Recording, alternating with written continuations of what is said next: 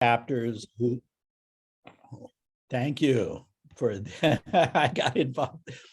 So the NCAC reaches out and looks at the chapters and gets feedback from people, and then ask them chapters what their interest might be regarding the possibility of volunteering to do a presentation and share with other chapters the activities that they do, the challenges they face, what's worked in innovative things, what might not have worked.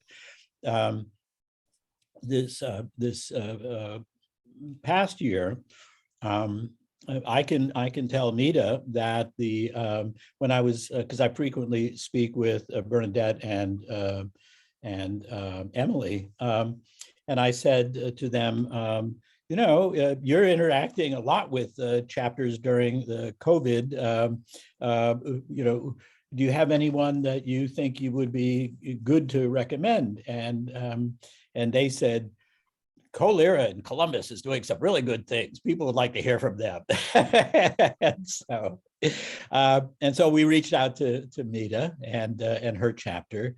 And I knew myself from the reports on the newly established Virginia chapter and a few exchanges we'd had that everything that was going on there, I thought was exemplary for a startup chapter. And so we reached out to Sarah and she agreed. And she has brought an unindicted co-conspirator, which is something we like to say about people in the greater Washington, D.C. area.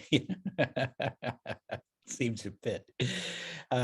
Anyway, so that said, thank you for both chapters and to the individuals who are representing their chapters to share with us some of the activities that have been going on. I'm going to briefly introduce, and I'm going to do the Virginia chapter first, just because it's at the top of my page, and Colera second. So, Justin and Sarah and Meeta, you know the order we'll be going in. The presenters here, Justin Keating is a partner at the law firm, I have to put on my reading glasses, pardon me, Baines, Axelrod, and Keating, and represents private and public sector unions in contract negotiations, arbitration, court and administrative litigation, represents plaintiffs in collective action and collective action work. He has taught many seminars to union leaders on collective bargaining, organizing, legal issues, grievance, and arbitration. And he also served in the Alexandria City School Board for 3 years, which means he has a target on his back, which gives him perspective on Virginia public labor relations that most union lawyers do not have.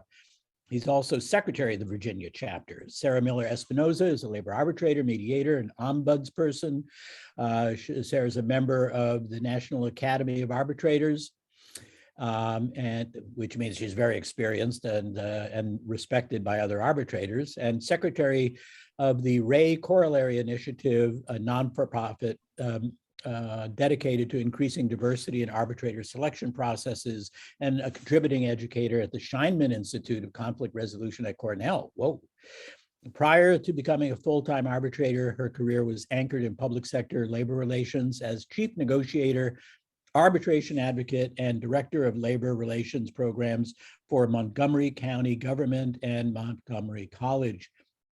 And she is currently president of the Virginia chapter.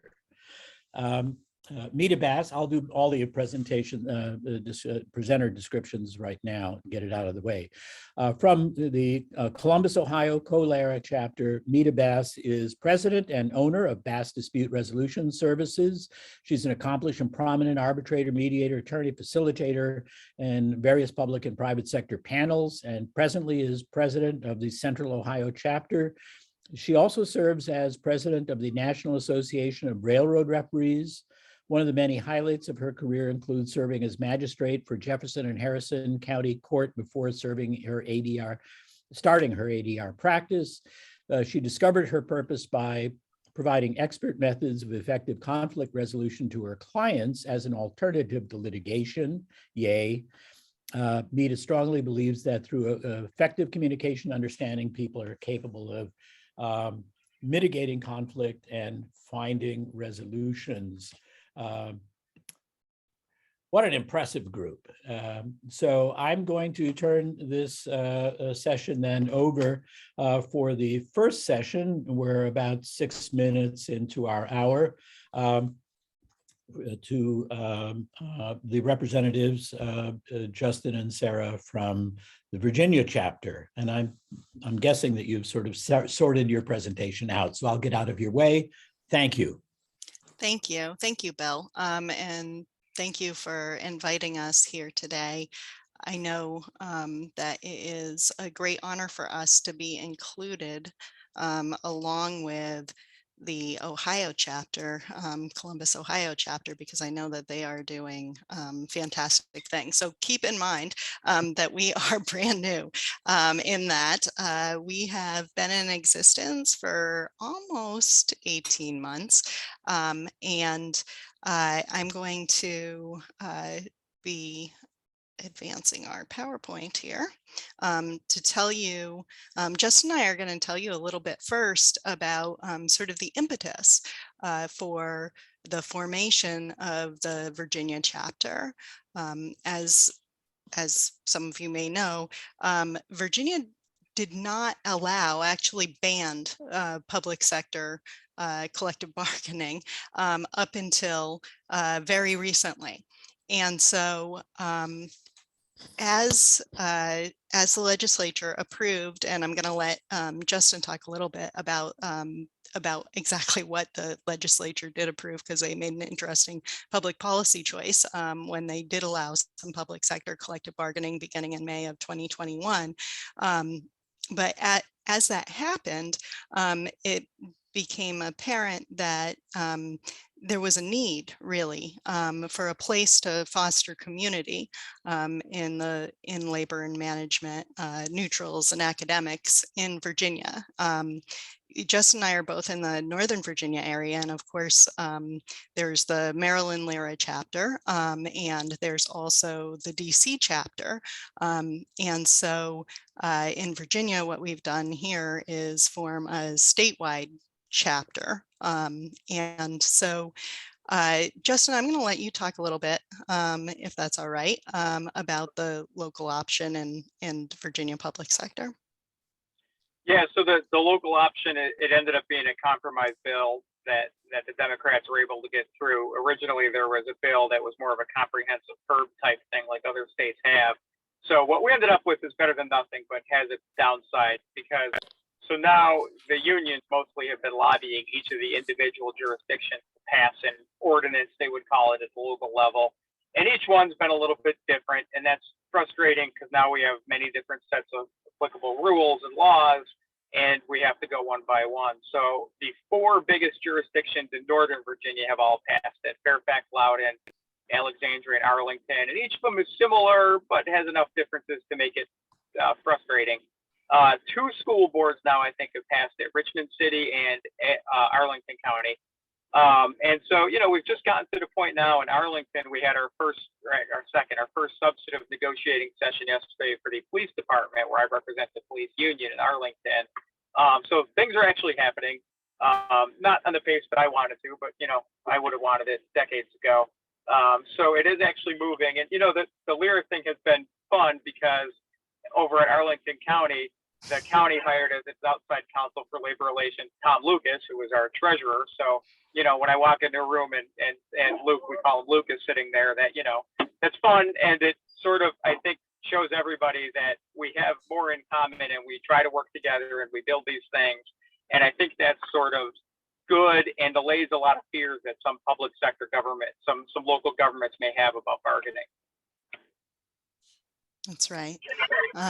So I'm going to talk a little bit now about the process that we went through and the assistance that we had from Emily and Bernadette at the National LIRA, because just in terms of the nuts and bolts of establishing a new chapter, there were a number of things that we needed to do. We needed 503C paperwork filled out that Emily and Bernadette helped us with. We needed and walked us through the steps. We needed bylaws, and they provided us those model bylaws for our chapter. We needed to get an employee identification number. This is nothing new for those of you with established chapters, but it was, there was a lot of initial nuts and bolts. They also helped us with our website. We got our bank account, and they helped us hook our Stripe account to it so that we can actually collect our dues money online, which is very important to us. So all of that happened really because Emily and Bernadette provided that assistance. We also had advice along the way, and we had advice from Bill and Bonnie and Beverly Harrison, and also Deborah Mueller, who is in the process of reactivating the LIRA chapter in Buffalo, and she kindly shared her experiences in how she was going about that process. And the common piece of advice that we received really was to be sure that we had a very diverse board, diverse in terms of labor, management, neutrals, and academics. We have representation from people who are in the public sector, in the private sector, and in the federal sector. So I thought that we could talk a little bit about who our board members are in terms of how we really went about building and continue to build the chapter. So Justin, do you want to talk a little bit about our board? Yes, at every meeting up until recently anyway, our biggest topic was talking about where we could find additional board members. And it was hard, especially on the management side, because in Virginia, there is nobody that does public sector collective bargaining on the management side. So Kevin Stokes was the first person that was hired by any of the jurisdictions. He got hired by City of Alexandria. And I think Sarah called him about 5 minutes into his tenure to recruit him. So that momentum starting to build. And yesterday I was at Arlington, and they just hired somebody who started June 1st who came from DC's Office of Collective Bargaining. So I did my part to recruit her to join our chapter. But I do think the diversity of the people, of the sort of the professions or positions, whatever you want to call it, has been important. And they're not all lawyers either. There's non-lawyers on there as well as lawyers. So it's for everybody. And I'm seeing, so I signed up, I'm speaking at a Virginia Bar Conference in September on public sector collective bargaining. And they assigned me to a panel of 3 people and a moderator. And the other 3 people are all very competent municipal attorneys, very good, and they don't have any experience at collective bargaining. So I think we see the need for doing what we're doing is going to be very, very clear over the next year or two. So I think we're going to help the community quite a bit. Absolutely.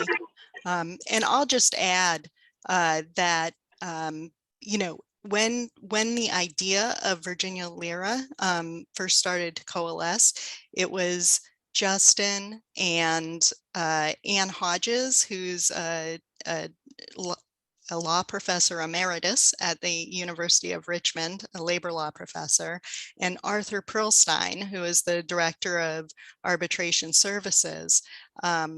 And then Justin very quickly recruited Tom Lucas from Jackson Lewis to join our board as well.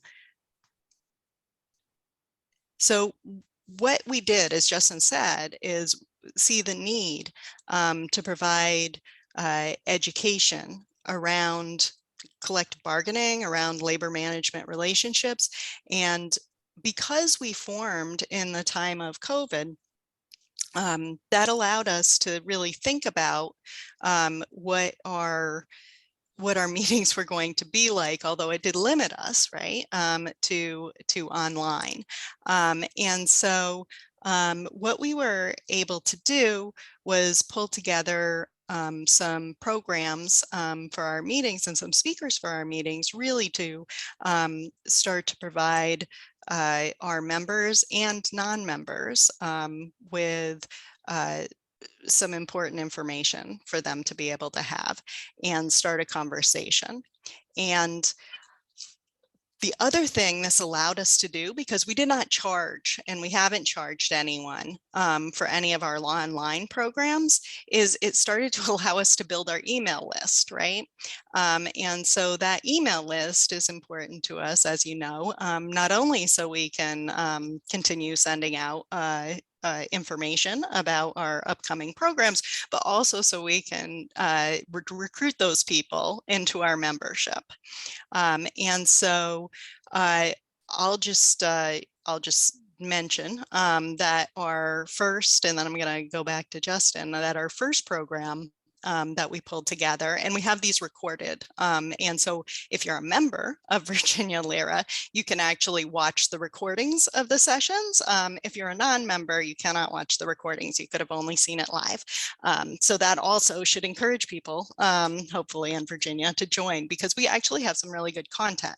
And the first program that we pulled together was on designing public sector collective bargaining systems, because as Justin said, each jurisdiction, if they adopt collective bargaining, is also adopting their own collective bargaining scheme, which is interesting. And so we had Homer LaRue, who is not only he obviously is an arbitrator, but he's now the president of the National Academy of Arbitrators, but he also is a labor relations administrator, which is essentially the arbitrator who is hired to function as the PERB for these jurisdictions. He's the labor relations administrator for Montgomery County government and the firefighters. They have 3 different codes in Maryland. So, so he was able to provide that perspective in terms of establishing public sector collective bargaining systems. And we also had Clarine Martin, who's the executive director of DC PERB. Justin, I don't know if you want to talk a little bit about some of our programs. Yes. So have we done, I think, 5 online ones or 4 online ones, maybe? Mm-hmm. And one of the things you see on the PowerPoint is that we did do one on private sector, good old fashioned NLRB update. And that's something that I think we've been talking about more is, we got started because of the Virginia public sector thing, but as we go along, it's making more sense that we also have to / want to appeal to the private sector practitioners as well. In a lot of cases, it's the same people like me, we do both. But I think it will help broaden our appeal if we do sort of market, I guess is the word for it, both. And then, so we're planning, Sarah will get into, we're planning our in-person one is going to be this fall. And we're talking about having sessions there that would be interesting to both public and private sector people. That's about cooperative labor relations and so on. It doesn't matter what statute you're working under. So I think that's been a good move on our part. I agree. And the other thing, and we should have mentioned this, as Justin said, there's the private sector who we're also reaching out to. And also there are a number of federal sector locals in Virginia who we're attempting to bring into the fold as well. So I'm going to move to where we are right now. And so we have a small but building membership. I think the exciting thing for us is that as people's memberships have expired after 12 months, they are renewing them. So we are maintaining our membership and building it out. And so the other thing that is kind of interesting, and I think Justin is responsible for this in part, is that when local Virginia jurisdictions now are adopting their collective bargaining ordinances, and they're either looking for the LRA, the labor relations administrator, to serve as the neutral to administer that code, or they're really recruiting, in the process of recruiting, their chief labor relations officers, they have started contacting our our chapter to send the announcements out to our membership.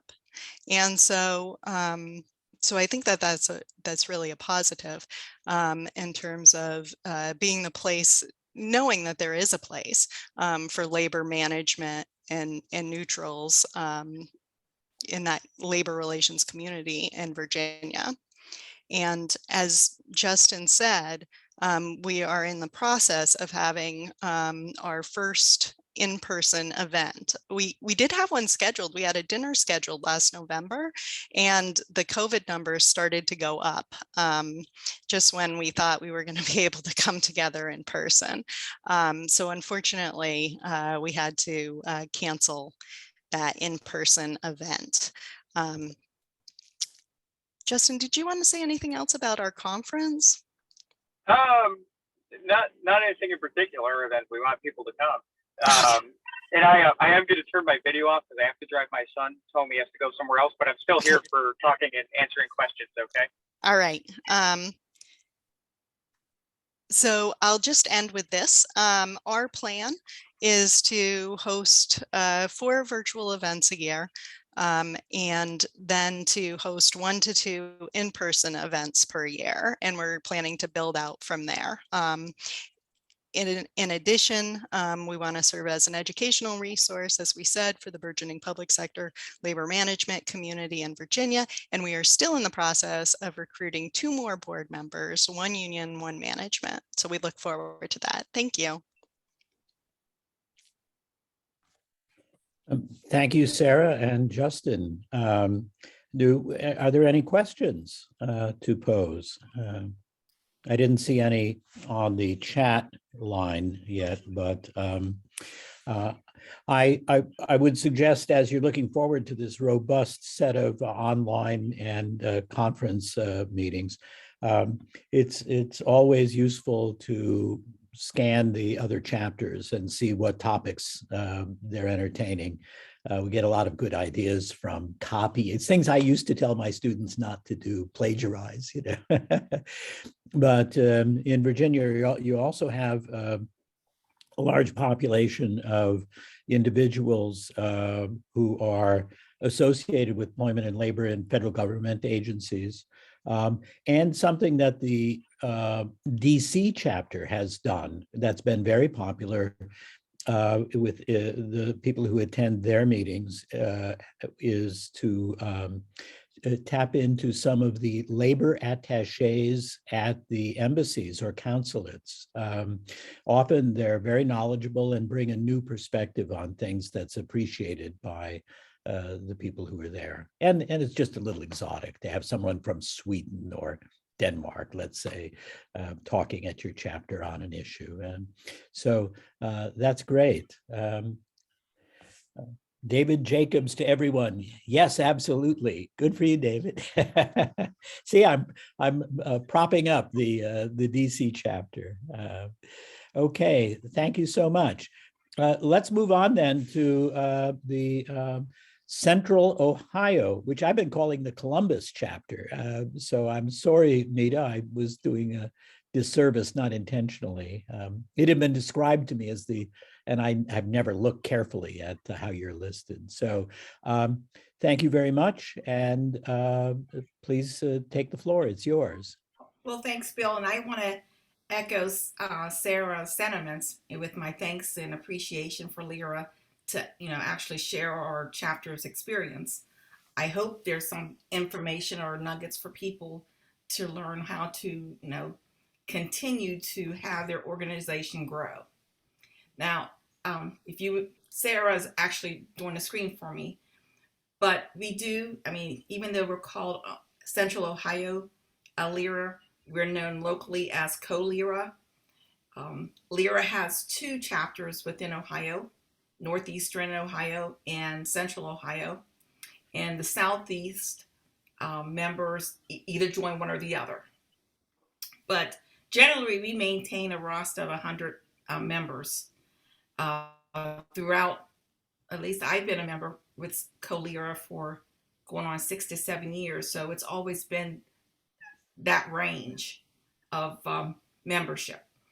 We hold monthly luncheons and with the program speaker. And we kind of concentrate on the programming because that's what drives our attendance other than the food, right? Our membership is comprised of management, union, neutrals, as well as labor attorneys. We hold, like this historically hold, our workshops. We have a fall session that's with the FMCS, and it's like a collaboration between us to host that. But we have our, like I said, our luncheons, and I mean, we have pretty good turnout now. But I think what's driving our membership at this point is our board, and I want to talk a little bit about our board because that collectively, with our goals, is what's going to, keep our members and also acquire new membership. Now, this, I didn't know we were going to be recorded. So when Sarah had told me that she was doing a PowerPoint, I was going to pull a PowerPoint too. So these photos that you see are not actual members. It's photos I pulled from iStock. I love it. But it is Meeta's perception of my board. And you see my boarders is living their best lives. So, but it also shows, the gender of our board, the ethnicity of our board, and the age of our board, which is important for diversity, which what Sarah was alluding to. Now, I'm a neutral arbitrator, fact finder, mediator. Christina, she is management, and she's with the state of Ohio in their Office of Collective Bargaining. Our secretary treasurer, Don Collins, he is now a neutral. He was retired from SERB as their, I think he was general counsel for SERB. And Scott DeMauro is our past president, and he's union, and he was the president of OEA. So that was the executive board. Our other board members, or in our seats, we have 4 union, 4 management, and 4 neutrals. Again, for the union, I'm looking at the screen, we have FMCS represented through Joe Trejo, Gary Cleffer, and Sandra Furman are arbitrators. Robert Feckety is with the State Employment Relations Board. For management, Kate, Eric, and Gail, they are all from the state of Ohio. Kate and Eric are with the Office of Collective Bargaining. Gail is with the Department of Transportation. Catherine Burgett, she is a management attorney. And for the union, again, we have OEA represented by Brett, SEIU represented by Peter Hanlon, Bob Sauter is a labor attorney, Gwen Callender is chief legal counsel for the FOP. Now, it's this type of membership that's going to drive our programming because our board members are responsible for coming up with topics and speakers. Now, this year we had the occasion to revise our bylaws, and like you, Sarah, Bernadette and Emily, so helpful in all of this. And following a lot of discussion, what we ended up doing was reducing the seats to 3 and then creating an at-large category with 3 seats. So we're not changing the total composition of the board. But it was our hope to utilize this category to bring some workers to the vineyard, hopefully, because we are not represented by academics. And when we had these 2 seats that were open, it allowed us to look at some board gap analysis. First of all, diversity, equity, inclusion. I think boards today need to be intentionally assembling a diverse membership. I think now more than ever, boards should be partners to and a part of the communities they serve. Likewise, board membership should reflect the diversity of the community. Because when the board itself is composed of diverse membership, we are able to understand the voices and perspectives of the interest of our members. So when we saw this, our vacancies, having these two, we said, well, no, we need to, thank you, Sarah, for moving that screen up. We said, what are we lacking in our organization? And what we were lacking is student members. So what we created was, a board fellow. So next year, Kara Howard, she's a law school student at the Ohio State University, will be our next year board fellow. And in listening to, I don't know who made the comments about the Oregon chapter and Rutgers, I'm going to make sure that we reach out them to as well, so as to equip Kara and how to bring in student members into our association. Now, what we're trying to offer Kara, to entice her in, first of all, she's getting a seat at the board, right? So that's a nice and present thing to add into her resume. But we also are going to provide her the opportunity to learn about nonprofit organizations and how they operate, learn how to integrate her participation into her career, plus gain important networking contacts and connections already that exist within our organization. And what we hope to get in return is a pathway to students' perspective to gain new members. Pre-pandemic, we had regular monthly luncheons like I talked about with featured speakers. But two aspects of the meeting that was a draw was the good food. We made sure we had good food and good programming. And our programming was also accredited with 1 hour of CLE. And all of this we were providing for the $25 luncheon cost. Now the CLE was only provided free to members. So it was, our membership dues was $25. So it was kind of like, where can you obtain, a CLE for an hour for $25? And if you attend all 9 sessions, you're getting 9 hours of CLE for $25. So that was attracting attorneys to become members. Now, we also hosted an annual spring conference, and that was free to membership. And you get free CLEs with that. And this was charged at no cost to our members. Of course, when you put the cost of the conference higher than the cost of membership, perspectives members are going to go ahead and pay their dues to become a member, and then they don't have to pay the cost for the programming. Now the governor declares emergency in March, and our regular meetings at the boathouse was no more. The restaurants closed. Like the rest of the world, our board was asking the question, now what? Now, I'll be honest, there was discussions about canceling the meetings until we return to an in-person setting, or should we just jump on the bandwagon with virtual meetings? Now, with the help of, again, Emily and Bernadette, I cannot sing their praises enough, we jumped on the bandwagon. Now, during the pandemic, Lyra had sponsored a Zoom training A to Z, which I attended, and I approached Emily following that presentation to see if she could reproduce it for our local chapter. Now, she agreed. Now, this was the start of our Calera Academy. Again, we charged, but free to membership. So we had people becoming members just to attend this platform because everybody was trying to learn Zoom at that time.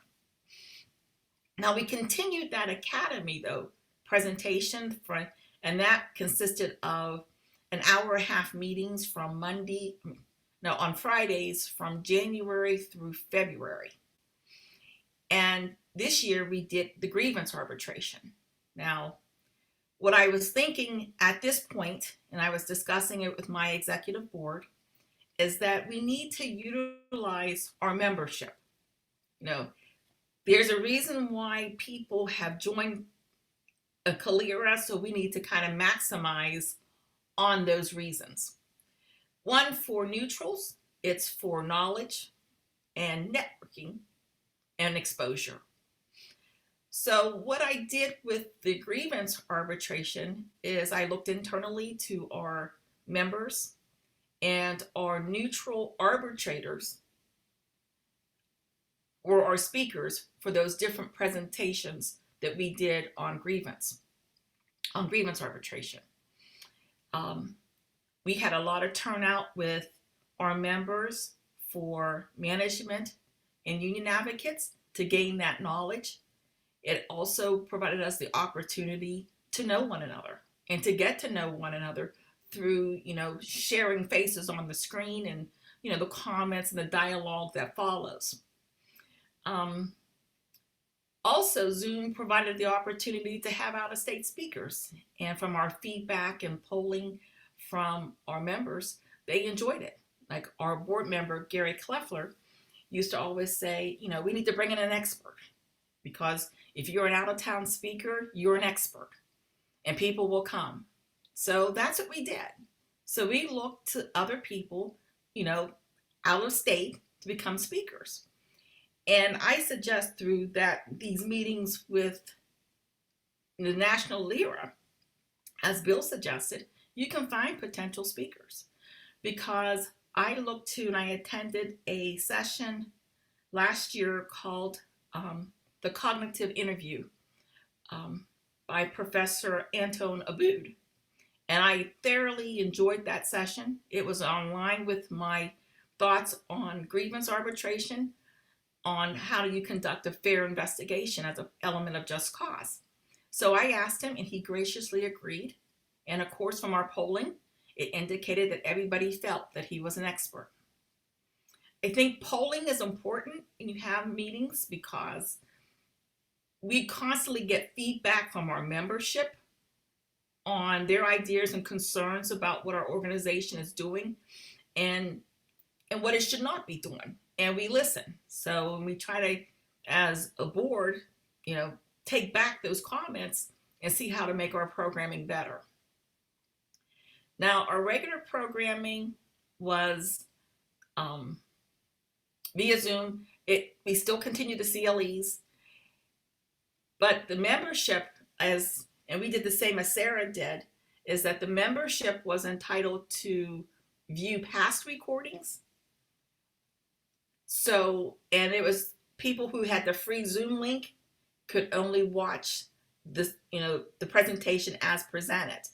And so other people had signed up, oh, we missed that because we heard from word of mouth that you had this presentation. We would like to, view that presentation. Is that an option? Well, it is an option for membership, and our membership dues are only $25. So we gather people that way as well.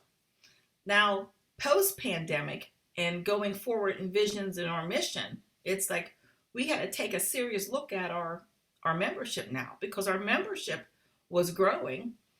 And we were up to, as I checked today, it was 127 members. But we had to revisit now how it looks, because we had monthly meetings, that were in person, and then we went into Zoom meetings.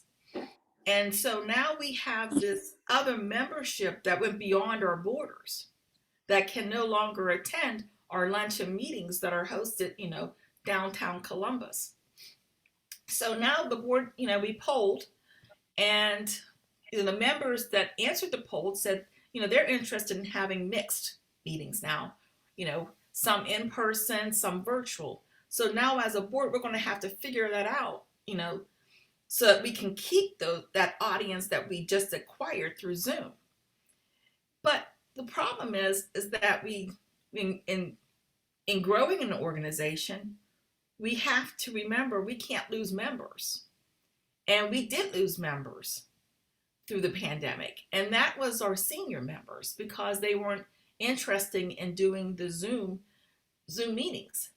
So, going back this summer when we have our membership drive, we're going to, reach out to those senior members and, ask them and tell them through flyers, we want you back. And what can we do to get you back? And hopefully we will get some of those return people coming back in once we do the in-person. Our academy will still go forward next year. Next year, we're going to do interest arbitration. Again, that's a pool that's targeted now to bring in municipalities and to bring in those advocates that have been on the formation of the collective bargaining agreement, as opposed to the advocates enforcing it through the grievance process. So we'll just see how that works out for us. But also, we said that we did a pilot program in May, and we called it April and May, Calera Table Talks. And that was focusing on our management and our unions to provide them a safe space to talk about labor issues being presented one with another, trying to, build relations with the two groups, as well as providing a learning experience through conversation.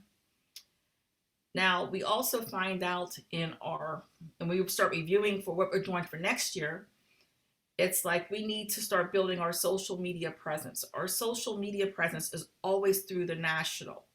And we are thankful for Emily again and Bernadette for providing that space, but we need to do something more targeted as well. So one of our members who is, social media savvy has started our Facebook page for us this year. And her suggestion is that, we should have our new members letter going out and having everyone start liking the page. So we can, people can hear more about us and hopefully join us. So that has been my experience. Those have been our goals, and open for questions.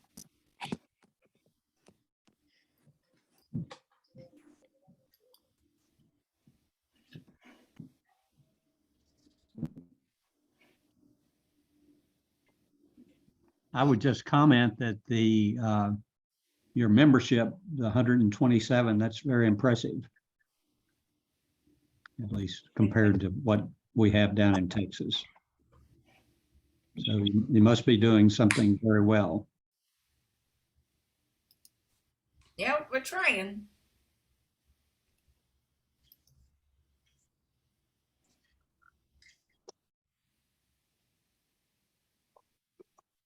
Oh, Bill, you're on mute. You're muted. Bill? Thank you. I thought I had clicked on anyway, so my problem. Can you hear me now? Yes. Thank you. In the Tennessee chapter, a number of years ago, in response to comments from our building trades members, we created we had a student member category, but we created a parallel apprenticeship category so that our non-university context members didn't feel that we were viewing them as deplorables, and that's been good, and it's encouraged those unions that have apprenticeship programs to do is to identify a number of the building trades unions have apprenticeship programs, 4- and 5-year programs that allow for their apprentices to both get their, let's say, IBEW journeyman wireman status, but also they will pay for them to get an associate degree at a local community college while they're in the apprenticeship program. And so this alerted us to their interest, because those who do that are often seen as apprentices who may have future leadership potential in the union and interests in more than just the technical skills they're getting in the apprenticeship program. And that's worked. We have always, and it's been very important for bringing in attorneys. And so I'm echoing what Meeta said, offered in Tennessee CLE credits, and that both at our in-person sessions on different topics, but also at our annual conference. And And I also am wondering for both chapters, most of the discussions here have focused on public sector and other labor relations topics and populations. But LARA is the Labor and Employment Relations Association. And I'm wondering the degree to which you have considered putting into your program and into your marketing, reaching out to employers who and others and attorneys who work in an non-CBA environment. Is that something that has been on your plate at all, or discussions? Well, last year we had an NLB speaker actually for 2 years straight as one of our topics for our programming. Mm-hmm. And I know I was just jumping for joy when we had our first private advocate come in through NetJets, and when he registered for our membership. Mm-hmm. So I was happy about that. You know, I just need some ideas how to reach out to the employment field, you know. Well, one of the things that we have done here in Tennessee is to get SHRM credits for some of our sessions, not just CLE credits. So it may be that some of your management members are also in SHRM, and you can reach out to, establish a relationship to be able to do that. Now, and that might give you ties into this new population. We were thinking about that because what we did is in weighing that whether to have, membership waived during the pandemic or just, suspending membership dues during the pandemic, we chose to keep the dues. So we kind of build our coffers up so that we could bring in speakers. Mm-hmm. So when we did have our mini conference this year, we did bring in a SHRM speaker for that. Mm-hmm. So that's a good, I'm going to take that back to figure out how we get the credits for programming for them. Bill, one of the other things that the Orange County LARA did was years ago, because we started in the 70s as more private sector and to move into public sector. But years ago, we started then including the EEOC and having discussions, and that started bringing in a whole different group of labor and management folks, because there are those differences in terms of how you manage those complaints. And in California, the DFOC, which is the Department of Fair Employment and Housing, which handles the job discrimination issues. So that was one more avenue, and there's probably about 6 more that I'm not thinking of, but those kinds of outreaches helped both by having speakers from those boards, like the Federal Service Impasses panel and stuff, having speakers, and then specifically sending notices to those communities. And then they saw the value of sitting down and talking together and started becoming members. Yeah. Also reaching out to federal agencies, let's say like the Federal Reserve will often provide a speaker. They recently did that in Atlanta. And that gets, if you have somebody representing your regional Federal Reserve coming in to talk about some of the challenges that they see from their perspective, that often, and then you market it. And you could market it, to if you have some SHRM members, market it through their local information distribution, as well as to your members, and other means of, litter the landscape, right?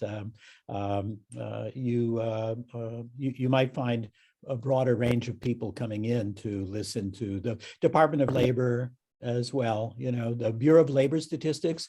One of the things that we did, which we found was really useful, and we in Tennessee, and then we did a special hands-on training for students, but for representing unions and management. And we do this every 2 years in Tennessee. We have a workshop in which someone from the Bureau of Labor Statistics office in Atlanta comes up to Tennessee and at our conference does a hands-on workshop on what's new at the Bureau of Labor Statistics in terms of the kinds of information and how people who are advocates or representatives for these different constituencies can learn to access and use the information. Also, people from the Census Bureau are very good because you can look at the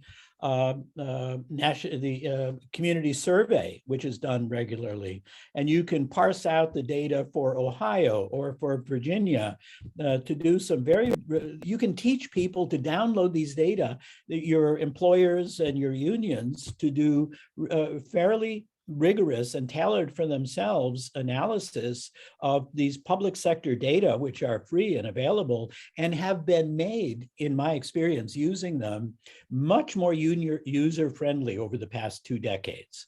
So you don't have to be a statistician or a mathematical economist, right, to access and use these data. And so those are just 2 examples of the Federal Reserve and the Bureau of Labor Statistics and the Census Bureau of agencies who will provide speakers at no cost and can provide real skill building, useful skill building for all of your constituencies. And that can be done via Zoom easily. And that can be done via Zoom. Yes, exactly. Yeah. And so this is what we do in the chapters. One of the things that I have said at the LARA executive board meetings, and Bonnie can back me up, that is that while all of the sessions and presentations for LARA come about by people writing proposals for them. And this is an area that profoundly contrasts with what the chapters do. The chapters say, what do our people need to do? And let's go get someone who can give them that information, right? It's very pragmatic, it's very user-friendly, it's very oriented toward, the being relevant to the day-to-day interests and needs and problems faced by the different or all of the members. LARA often has, is dependent upon what people send in, as proposals, and sometimes vast areas that are interesting to the people who make up the membership of the chapters. Vast areas are never considered or looked at the LARA conference, but the chapters are making up for that, right, Bonnie? Well, the chapters are, but the other thing is that as chapters get more involved with the national and send in the contributions, why then we're really enriching the national as well. And we're getting a lot more international contributions. So, we're really in a stage, I think, of growing both nationally and internationally in terms of how do we really make things relevant. And the whole discussion that both Sarah and Meeta and Justin have had in terms of how do we go forward, I found fascinating, because I think it probably is going to make sense to have a combination of in-person, because we all miss seeing each other and having a hug here and there, but also continuing to do the virtual. Is that kind of what Sarah and Meeta really are feeling from your membership polls? Yes, exactly, because I think, first of all, people have become accustomed now, especially with our senior members, and not having to, I think with the senior members, they still like to go back into the in-person. I think with the other membership, they're getting used to just staying in the office. Whether our office is at home or in person, and just at lunch hour, turning on something and then going back to work. It's important to many people that they don't sacrifice half a day or an entire evening to a meeting like this. If you can do it on Zoom, it's much more efficient and lower cost for them in many ways. I agree with you. And I think during the pandemic, it was a way for people to say that they were in training as well for their time calculations with their employer while they were working at home. All Bill, right. are there any questions in the chat at all? I'm seeing comments, but I'm. Well, I put a couple of comments in there, but other than that, I don't see any specific questions. People can use their reaction button to put up a hand, or at this point, just speak out. Yeah, we've only got a couple more minutes, but this has been such a rich discussion. I really thank you. Oh, I see here, Cam Bennett, you want to Yes. take down your hand and unmute yourself. Yeah. Thank you. Yes, because I'm also involved in other organizations, and I am finding that virtual meetings is a good way to increase participation when transportation costs can, or time off costs can be prohibitive in being able to participate. I've been able to participate in a Bible study in London, for example, on Sundays. That involves a lot of people from Europe and the United States, something that would be considered unheard of when transportation costs can be so expensive. So encouraging that. And also, Tara has a Facebook page. Although not everyone's into Facebook, some of the younger crowd might be. You can post articles up there that might be of interest to encourage more people to participate in your membership. Good ideas, good information to share, Cam Bennett. Thank you. Cam is with the IBEW, so just I happen to know him. And he's on the board of our state chapter here in Tennessee. So thank you for sharing. Any other comments, considerations? Going once, going twice. I see Matt Boda. I haven't seen you in a long time, Matt. Hello. Just taking advantage of this moment to shout out. Thanks to everybody for participating. I agree with Bonnie that this was a hearty meal for a lunch. Thanks to Sarah and Justin and Meeta for representing your chapters and for sharing so much really great information about what you've been doing, what you're doing, and what you plan to do. I got a lot out of it. So thank you so much. I'm glad we had this workshop. Bonnie, anything to say before we close the meeting? No, just thanks a million. And I do have something more. I hope that a number of you will seriously look at joining the NCAC, because it's a place where we really do share a lot, and we meet a few times a year. So we get to update what we're doing. So Meeta and Sarah and Justin, at least expect to see you, and Matt Boda, it's lovely to see you again after 4 years of not being able to get together. So thank you for that, Bonnie. And that said, then I'm going to have my magical